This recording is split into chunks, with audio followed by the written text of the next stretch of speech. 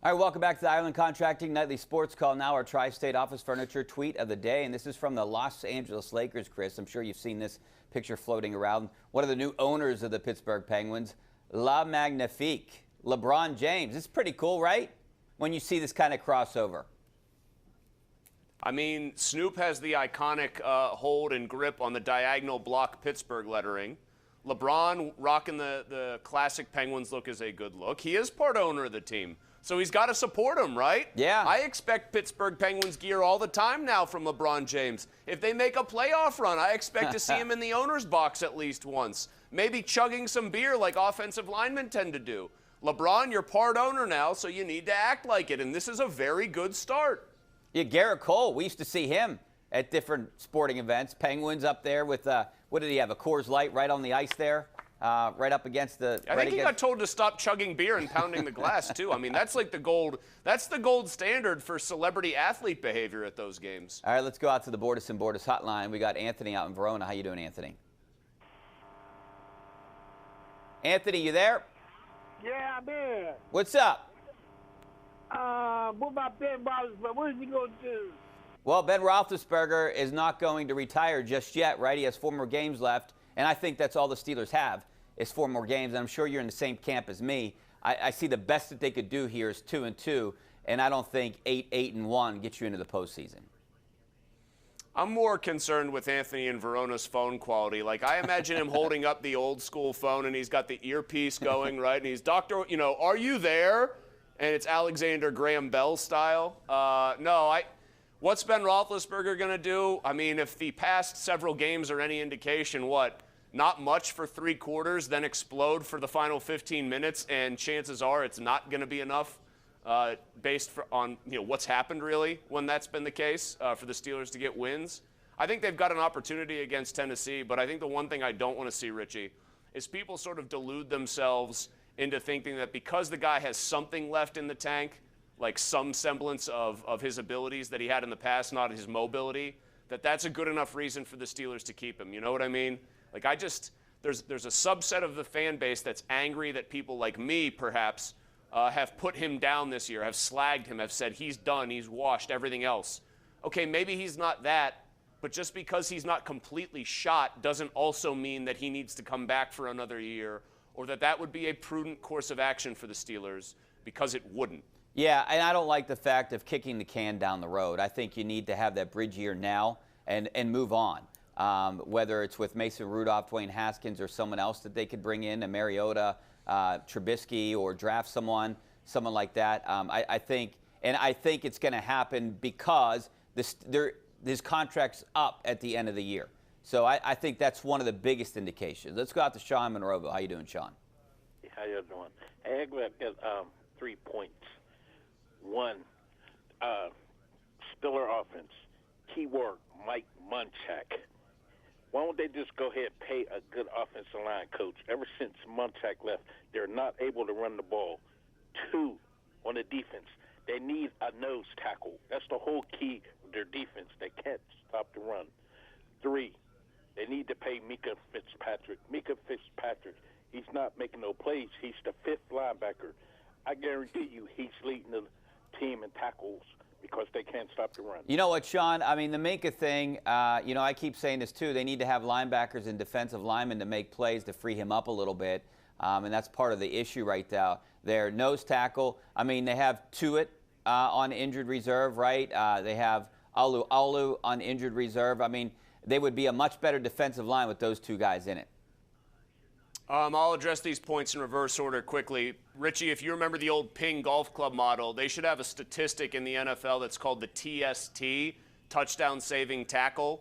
Like, I would bet you, to the caller's Sean's point, Minka has made more tackles as a last line of defense, like nobody behind him. It's him in the end zone, basically, than anybody on the team this year. So that's 1.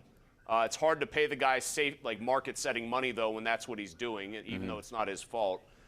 2, nose tackle is kind of an outdated position in the NFL. You've got to have a guy that's a little more nimble that happens to be able to eat up space. I think they just got decimated by injuries. Alu would have been fine in that role if he'd have stayed healthy this year.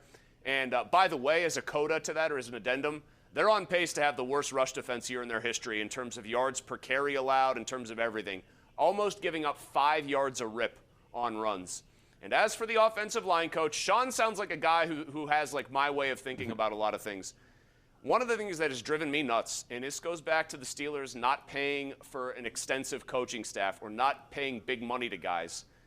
What did Adrian Clem do? I have said this how many times, Richie? You've been on this show with me since they elevated him. What did he do to warrant the promotion from Sean Surratt's understudy to the guy who would take his job?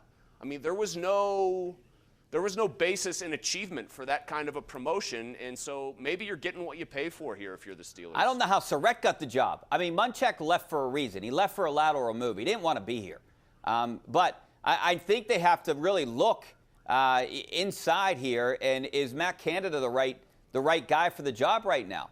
That's another. I think they need to reevaluate everything this offseason, especially if Ben Roethlisberger's not going to be here. Let's go out to Frank and Moon. How you doing, Frank?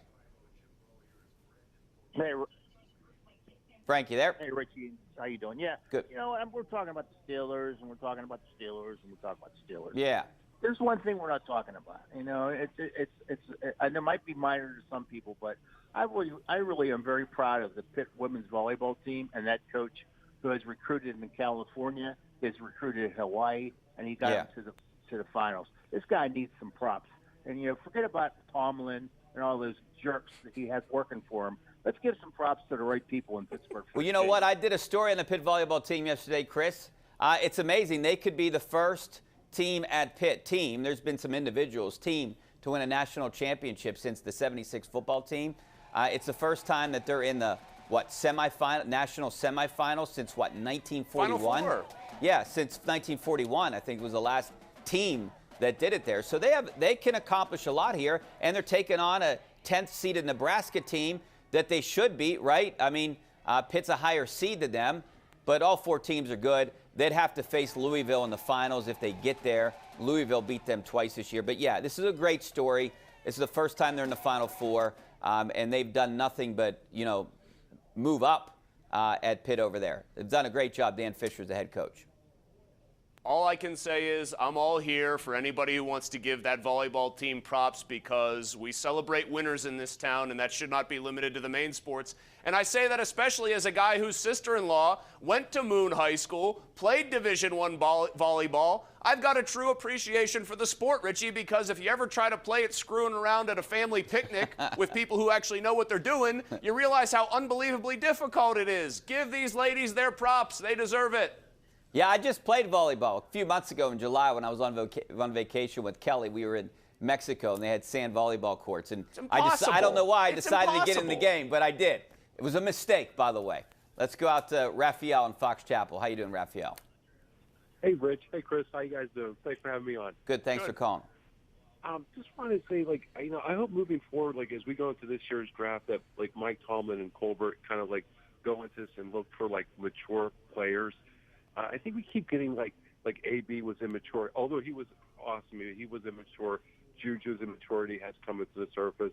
And now we're seeing Clay Chase pull. It seems like a little bit systemic, a little bit. I don't know what they're doing at these interviews, but they're missing these, character flaws somewhere in there. Hey, Chris, Chase Claypool had to fall for a reason. Why? And it makes me think this is the reason why. I mean, the guy But he was a character guy at Notre Dame. They all said he was a character guy who loved to block. AB is a case of the persona became him, the AB persona. I mean, you'll hear anybody talk about AB before there was big money involved and that he was the nicest guy you'd ever want to meet. And he always was an insanely hard worker, even when he got paid. I'll say this about Juju. He does the TikTok stuff, and it bothers people. When that guy got out there on the field, though, he tried to wreck opponents. He was their best short yardage runner in many ways the last year plus. So, but, yeah, to the callers, to Raphael's point here, I don't know. Part of me wants to say this is the NFL and this is 2021. This is a different generation. But my problem and my hang-up with just using that as a blanket excuse, Richie, is that it doesn't happen. Not only does it not happen to every team like this, where they have guys doing this, it doesn't seem to happen to many. This isn't just, Bill Belichick does it his way, and so the Patriots never act up. It just doesn't seem like most teams have this issue. Yeah, I get that all the time. The way Bill Belichick does things. Why doesn't Mike Tomlin do the way Bill Belichick does things? I mean, it's just different. It's different. But we got to take a break. 412-575-2600. More phone calls after this break. Stay right there.